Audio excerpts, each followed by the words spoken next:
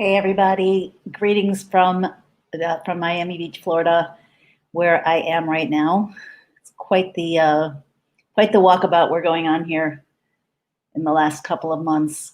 Anyway, I just recently meaning like the last half hour, I sent out an email to anybody who's on my list. If you're not on my list and you want to receive my emails or any other notifications of any events, please go to www.gateofunity.com, which is scrolling by.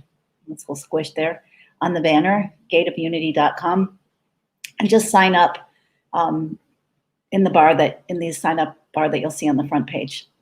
Anyway, I sent out an email specifically because I haven't sent out an email to everybody on my list for probably 2 months, maybe 2.5, possibly even more. And I just want to talk about that just for a moment. I'm going to go very quickly into secrets for the Messianic age, deep transformational secrets for the Messianic age. And this is going to be a multi-part series, so I'm really excited about it. I have a bunch of notes, which I may refer to, and those will grow. But I want to start by being really real. And if you got the email, or if you get the email, you'll see what's going on with me. I'll just share a little bit about it here. While I'm here, we left Israel in a hurry. We left because the year had just gotten too stressful, as I've shared here, because the events in Israel, that was even prior to the war, but there were extensive lockdowns. I think we had 5 months of lockdown in the previous year. The borders were kept locking down, meaning that there's no way to drive out of this little country. And most of my family's here in the US or in Canada. So it just got, and then with the issues of the green passports, vaccinations, not vaccinations, I didn't feel good. And most of all, I felt very concerned that I would not be able to see my family. I still haven't seen one of my kids who's in Canada and isn't coming to the US until June because she needs to quarantine with her 2 babies and her husband every time she goes back for a couple of weeks, quarantine for a couple of weeks, and she's done it several times and can't do it anymore. So I'm still waiting to see those children, and including my 1-year-old grandson that I never saw yet. And so I was in a high state of anxiety, and not just anxiety, just like, what is happening here? Until, we kind of jumped. And when we jumped, and I think it was a good thing to do, it's been extremely healing. Seeing some of the, my kids and grandkids and, babies, grandbabies and friends and, the nervous system calming down. But what I shared in the email, what happened in the process is that I went inside. I created situations to nurture myself much more than I had been doing. And it was really important, really, really healthy to be with my family, to nurture my heart, my body. And at the same time, my soul's purpose and the support that I'm committed to share, support, information, consciousness, Torah that I'm committed to share with you guys and to expand and grow, got left by the wayside. And it's not a new pattern. It's something I've been doing for a long time. I move back and forth through shining my light outward, so to speak, through, going out into the world and through retreating into myself. And it doesn't work. It doesn't work well, because what happens is that every time I build momentum in one way or the other, like 2 balances in the scale, I stop the momentum in the other scale. And then when I start again, I stop the momentum in the first scale. And that is not a healthy pattern. It's not a pattern that serves me in the deepest ways, because the truth is that our future, and we're moving into our future now, the future is now. The choices you make in the moment right now are going to lead to either serve or do the opposite of serving yourself tomorrow, the next day, the next week, the next month, the next year. So again, the choices that you make now are creating the future. The problem is that we very often are not super aware. Like, we don't have the GPS focused on exactly where we want to go. And if we do, it's not brought down enough in a realistic way, in a realistic plan that takes into account all parts of our being and the need to nurture the roots as well as to grow the branches and the leaves and the flowers. So when something is missing in a too extreme a way, and one, again, side of the scale, in the roots, let's say, We need to focus on the roots, and often then the growth stops. The leaves go, turn and fall, and the whole thing goes fallow, and then you have to start again. So to be very honest, I've had quite a few revelations since being here in the last month, or let's say 5-6 weeks, like things that I did not see about myself and about my life patterns. And I'm very grateful to see them. It hasn't always been easy to see them, and it usually isn't, but I can say that I'm really grateful when I do see something, even if it's painful, even if it's embarrassing, even if, and this is the case, that I get shocked to realize that I've come all this way, decades of spiritual personal work, and there's still so many things I don't know about myself and don't see. Here's another big revelation for everybody. The things that you don't see about yourself, usually the people close to you do see, but maybe don't dare to tell you about. So, or maybe they tell you and you don't want to hear. So that's a bit of a tip for you. That's a preview for deep transformational secrets of the Messianic age. Okay, so I just wanted to share that. And again, if you want to be part of my email list and community online, I really hope that you will, because each of us represents a world, and the more we are vibrating, and this is one of the secrets, the more we're vibrating, with each other, with the resonance of what is meant to come in from the future into the present, and through our choices in the present, the more of us are involved in that, the more empowered each of us will be. And there are reasons for this. It's not just, a feel-good idea. It's actually a spiritually technical truth. Because when we're connected to a tribe, we're connected to not only support, we're connected to a morphic field that holds its own laws of cause and effect, and will bring results for us, will bring information to us, results for us and through us that we could never get otherwise. And that's an awesome thing. So, okay, now to a quick overview of what this mini series is going to be about. There are multiple levels, and we are in fact in the Messianic age. We literally are. We are in the time of which prophets and sages of old, biblical prophecies spoke. We're seeing many of these prophecies coming true before our eyes, but it's an unfolding that we don't really necessarily recognize. And one of the reasons we don't recognize it is because we're not aware of what those things are.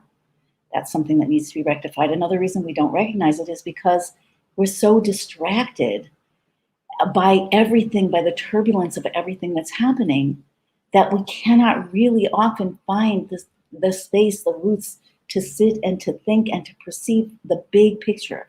So here's another secret. Every time you can see a bigger picture, every time you can rise up above the micro and see the macro, even if you see one more piece, the whole frame will rearrange, and oftentimes things will flip. What do I mean by that? What looks like a negative will suddenly reveal itself as an actual positive. What looks like a shut door, a locked door, will suddenly appear as an open portal to something you never even saw. So as I just want to say, I'm going to be touching on a few more like bullet points for right now for part one, but this is a series, and I do intend to cover many different topics that you will actually be able to use to transform your life, to start to thrive and empower yourself in these times. So instead of getting distracted by the turbulence, you want to understand what's actually happening by educating yourself in terms of, what is the divine vision? What does the Torah, the blueprint for creation, have to say about these times? What's it supposed to look like? What's supposed to happen? What are we supposed to experience? What are we supposed to do? What's available for us? What's the opportunity? How do we step into that? And much more along those lines. So this whole process is unfolding on many, many dimensions, many levels. We have the geopolitical. That's where understanding prophecy would really make a big difference. The Middle East features heavily in those prophecies because Israel is the center of the world. It's the heart of the world. That's the place from which the world was created. That's the place which will be most central when the Geula is complete. And it's not an accident that it comes front and center all the time throughout history. It's not an accident at all. So the geopolitical, the technological, we experience an acceleration in change. If you think back to, the 1700s, the 1800s, at least the early 1800s, things were mostly the same. maybe I have my dates just a little bit wrong. Maybe I have to go back to the mid 1700s, but plowing and planting, horse-drawn carts, manual labor. To communicate with someone, you have to either, go there yourself or send a courier. And that's just the way it was for thousands of years. And then suddenly we hit a tipping point. So if you believe that the past always equals the future, look at the past from this context. Humanity hit a tipping point, and all of a sudden there was a birth of, you could call it the Industrial Revolution, leading into the information age, leading into the communication age, whatever you want to call it, however you want to label it. But what happened was there was a tipping point, and then a bursting through and an accelerating process of innovation and change that never, ever, ever, ever existed before. So change now is the order of the day. And one of the ways that that manifests, one of those dimensions that I said I would mention, is the technological.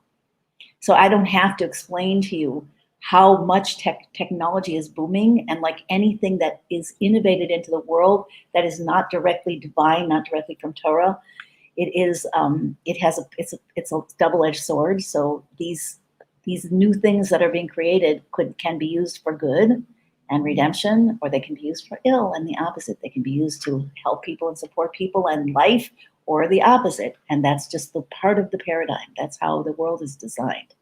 So we have to understand that everything comes from above, and it's up to us to figure out how to use it for the good, your good and other people's good.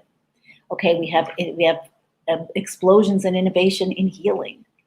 Whether you're like, you avail yourself of a lot of the mainstream medicine, and you appreciate new, drugs, surgeries, preventive care, information that promotes health in new ways, promotes longevity in new ways. Or if you do more like what I usually do, you investigate the alternative, the energetic, the mind, body, spirit. You will already know that it's possible to do things today that it was never possible to do ever before. And those possibilities, like I said, continue to accelerate, continue to build on each other more and more and more and more, and faster and faster and faster, to the point that what was new yesterday is obsolete today, or almost. Many times when things are getting moved, developed to be brought to the public, they become obsolete before they're even brought to the public. So there's a very intensifying acceleration. We also have we have on the personal level, on the, let's say, cultural or moral level, we have an exposure. This is all prophecy. This is all predicted. This is all characteristics of the Messianic age. Well, first let me say it's prophecy that there will be an intensified search for a yearning, a thirst for spiritual knowledge, information, a thirst for God, to know God. What is God? What am I? What is my soul? That's totally happening now. There will be at the same time a rise in an exposure of immorality and lies, particularly in leadership, in government and other kinds of leadership, even spiritual leadership. And of course, everything's a fractal. So what we see in the macro, we can definitely find in the micro. And that's one of the secrets of deep transformation in the Messianic era, to take everything personally. And I don't mean like when somebody says something, you feel insulted. That's not what I mean at all. In fact, that's going to get in your way. There are ways to transcend that beyond the scope of today's conversation, but to take everything personally, meaning that everything that happens, consider that the world is an out projection of your personal state.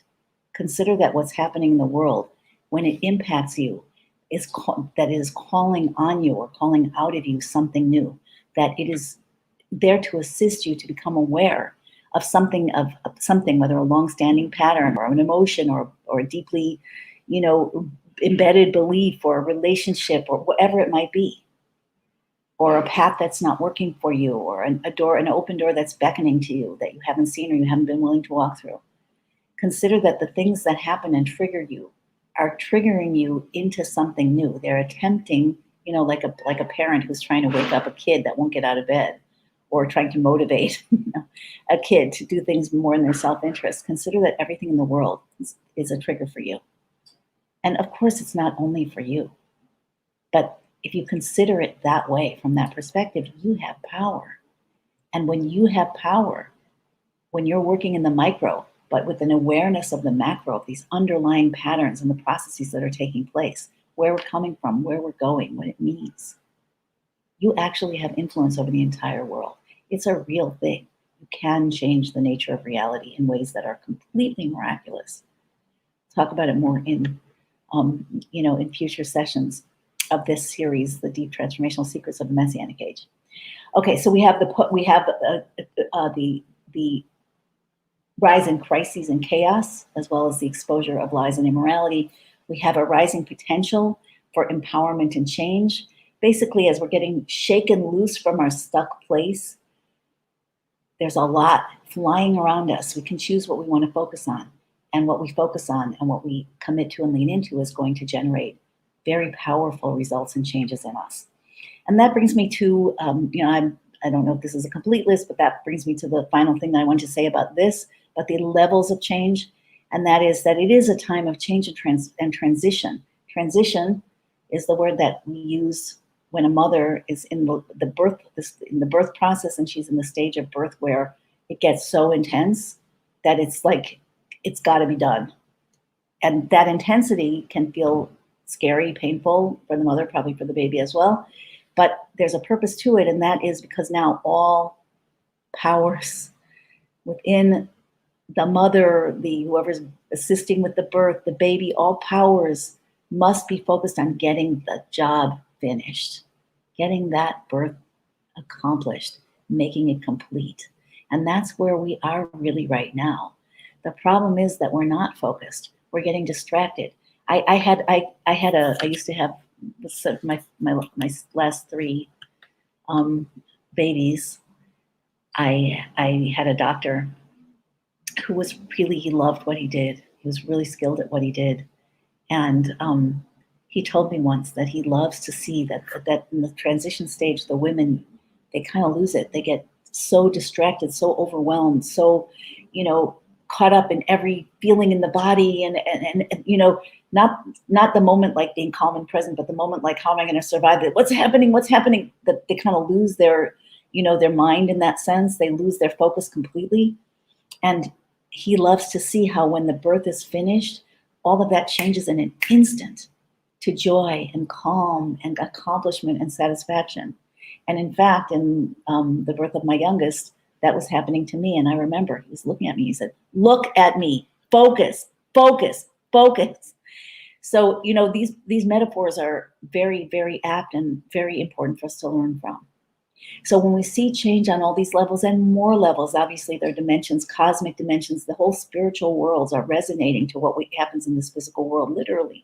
Angels are waiting for us to make our moves. Do you know that it says in the Torah that if an angel is in the presence of 10 souls, it is it gets filled with like a kind of dread from the power of those souls that it can barely hold itself, just because the power of a soul in a body is so tremendously strong. That's where free choice, divine free choice resides. All of the power is right here in this world. All of the other worlds are affected by what you do right now, what you think, what you say, and the choices that you make, the actions that you perform or don't perform. So I want to just introduce this. I'm not going to, it's Erev Shabbos, it's Friday afternoon. I know people are already well into Shabbat in Israel and getting ready in other places, so I'm not going to make this long. But what I want to say is that there are particular, specific, ultra empowering pieces of information and tools and techniques that are available that will literally help you move from that state of confusion and overwhelm and distraction and chaos to a state of focus, alignment, empowerment, and literally miracles. And I'm going to be going through some of those over the next several parts of this new series. And what I want to say for now is that there's a core theme in some of the discourses of the Lubavitcher Rebbe, who was the main voice speaking about these times, forecasting these times, transmitting to us not only the information and the consciousness, but the tools and the divine power and presence and assistance to do what we are here to do right now. We are simultaneously the birthing mothers, the babies, and that's true if you're a guy as well, and the midwife. We play all those roles. So we need to know what we're doing. We need to know what's happening. And the core theme, and I'll leave it at this for today, the core theme of what is up with that, how we need the shift that we need to make, where our power lies, those deep transformational secrets of the Messianic age. We are shifting in a nutshell, which I'll elaborate on in the next part. We're shifting from a state of separateness to a state of oneness, from a state of unconsciousness, deep sleep, trance, to a state of profound awakeness and consciousness, even divine consciousness. From being distracted by the machinations of governments, hashtag trust God, not governments, and other powers that have their own vested interests in keeping us distracted, to a focus on what am I here for and what is this here for? A focus on Ein Od Milvado, there's nothing here but God. And in alignment with that, the Rebbe has explained many different things about the process for us, all of which add up to see God in everything, make yourself a partner with God, and all of your needs will be cared for in miraculous ways and supernatural ways. Move toward oneness to see that there isn't anything here that's not part of the divine plan, and in fact isn't actually part of the divine in many, many costumes. So there's really a process of oneness going on. Hashtag look deeper, and to understand that we are here to shine our own light from the inside out and to be makers of miracles.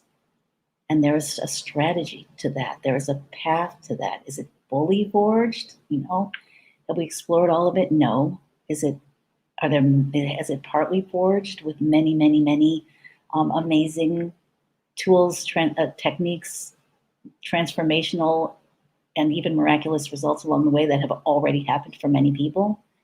Yes, that is 100% the case. And the more of us who engage in that path will start to walk that path, which means to learn the information, whether it's from the Torah, spiritual information, or the tools and techniques that many people have to share and I have to share, to do the deep transformational work that means facing our own shadows, our hidden beliefs, our toxic patterns, the ones that everyone else sees that we don't see, and learning how to transmute that darkness literally into light. Again, these things are, the way is paved. These things can all be taught, and I do teach them, and I do use them, and so do all my students, and miracles happen. To know that we're here not to relive, to replicate, or to hide from the past, to regret the past, to wish for the past, or any of that, or to fear the future. We're here in the center point of all of creation, poised exactly between past and future, in the present moment, to see the ball coming, the ball being whatever the circumstance is in the moment, and shift it from darkness to light, from concealment to revelation, from separation to oneness, from disempowerment to divine power. And I know that those may only be words. I hope they're somewhat inspiring words. Maybe they're like, okay, whatever, words, but I assure you, I'm here to assure you. I may not always say everything I think, but I'm not a liar. So I am here to assure you that it is not only possible, but it's very, very possible. And how far can we get when we unite together and learn these things, gain the consciousness from Torah, and learn and practice and master the techniques, use them in our lives? How far can we go? How much of our own lives and our collective and the world can we transmute and transform? There is no given limit. It just depends on how far we're willing to go and the way in which we go there. So we're meant, bottom line, to make a shift in our own consciousness, our own emotions, our own actions, our bigger frame. And it's not a one-time shift, it's an ongoing shift, shift, solidify, shift bigger, solidify, shift bigger, solidify. And when are we normally catalyzed into shifting again? When things aren't going so well. Most of the time when things are going well, lie in the sun, go out to dinner, enjoy it all. Not that that's not a great thing. I plan to sit in the sun in a minute. But we're not here. That's a positive thing, and sometimes a necessary thing to nurture your roots and to nurture your heart and spirit. Body, that's all great, because body and soul are not meant to be separated anymore. We're not meant to push down one part of ourselves in order to allow the flow from another. Those two cups of the scale, like I was saying before. We're meant to bring everything to a place of oneness, where what's good for your body is good for your soul. What's good for your soul is good for your body. What's good for you now is good for your future. And what's good for your future is good for you now. What's good for others is good for you. And what's good for you is good for others. What's good for God is good for you and for us, for humanity. And what's good for humanity is good for God. That's where we're moving. And how does it happen? How do we move from the old paradigm to the new paradigm? You need to learn how to stand at the center point, to understand the frame, deeper and deeper on the understanding of the frame of what's happening, and to learn, use, and master the tools and techniques of transformation, divine transformation that exist right now, that work right now, and then to expand on those together with your tribe, which collectively is creating, building, enhancing, and strengthening a morphic field. Again, if you don't know what a morphic field is, it is like a magnetic field or gravitational field. It is literally a dimension of cause and effect, a unique dimension of cause and effect that has its own rules, that has its own laws. And when you're connected to a particular morphic field, it will determine in large part what happens to you and through you. So all of these things we'll be discussing in the next several parts. So if you want to hear more, I know I've been extremely sporadic also in live streaming, and that's part of my pattern that I am here committed to change. Imperfectly, that's the last thing I suppose, we need to understand that we don't do transformational work with perfection. We don't wait until we know that it's going to work. We don't wait until we know how it's going to work. We don't wait until we feel ready, because if we do that, nothing happens. We get stuck in the past like a mouse in a glue trap. And that's how many of us are right now. It's really sad. And it's kind of scary. So transformational work, divine work, has to be done as an ongoing process without looking for perfection, tweaking, learning, growing, having those breakdowns, hopefully small ones, going in deeper, going up higher, connecting more, learning more, and moving forward again in an ongoing path, like when you steer a boat, when you drive a car, when you fly a plane. It's always a course correction as you see what's in front of you, but you have to know where you want to go. Okay, so that's it for today. Wishing everybody a holy and rejuvenating, healthy, uplifting Shabbat, a peaceful Shabbat. Shabbat Shalom, we say. That's the typical blessing that we give to each other, which means peaceful, and also Shalom is connected to the word Shlemut, which means whole and complete. Shabbat is a time when the energy, the resonance, the dimension of wholeness and completeness of all the work is already done. We can experience a new world right now. That's what happens on Shabbat. It comes in as the sun sets, or when the candles are lit, even before, and it stays until 3 stars are up in the sky the next day. So take advantage and connect to that vibration. What would your world look like if everything was done and it could be the way you want it to be right now? And what if it's only knowing that, believing that, and making the commitment in a grounded way to lean into it that's still standing in the way? What if? What if? Okay, so Shabbat Shalom, everybody. See you next time. And if you appreciate this, please like, share, comment, so that we can build. The more we build together, the more we'll build for ourselves, and vice versa. Lots of love.